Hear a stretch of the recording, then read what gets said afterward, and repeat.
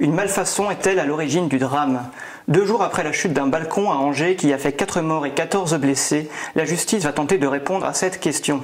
Une enquête a été ouverte pour homicide et blessures involontaires. Elle devra reconstituer le déroulement des faits et trouver la cause de l'effondrement du balcon, a précisé le procureur Yves Gambert. Un expert judiciaire spécialiste de la construction se rendra dans les prochains jours sur les lieux de l'accident. On essaye de dissuader les gens d'aller voter.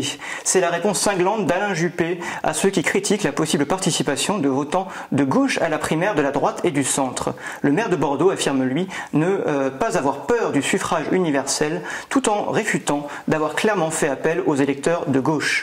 Une riposte au propos de Nicolas Sarkozy qui a traité de parjure les votants de gauche qui viendraient voter pour son concurrent lors de la primaire des 20 et 27 novembre prochains. Du côté des républicains américains, Donald Trump fait à nouveau polémique.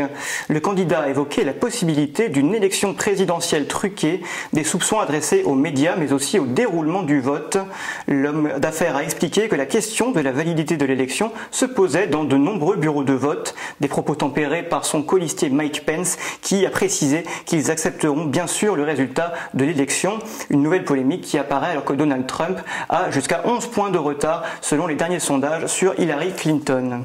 En rugby, l'horizon s'éclaircit pour Dan Carter. La superstar néo-zélandaise du Racing Métro 92 va être blanchie par la Fédération française de rugby dans l'affaire des corticoïdes retrouvés dans l'urine de 3 joueurs à la fin de la finale du top 14. Il a été notifié de cette décision samedi.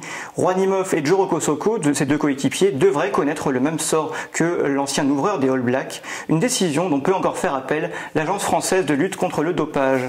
Enfin, le célèbre chef cuisinier anglais Jamie Oliver s'est mis l'Espagne à dos.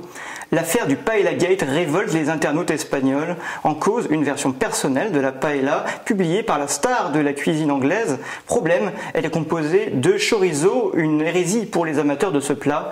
Depuis, les moqueries fusent. Ma version du fish and chips combine des aubergines et du canard, se moque par exemple un internaute espagnol plutôt inspiré, parodiant Jamie Oliver, qui a lui expliqué qu'il assumait totalement cette version car elle est, je cite, super bonne. Merci de nous avoir suivis, c'est la fin de ce flash.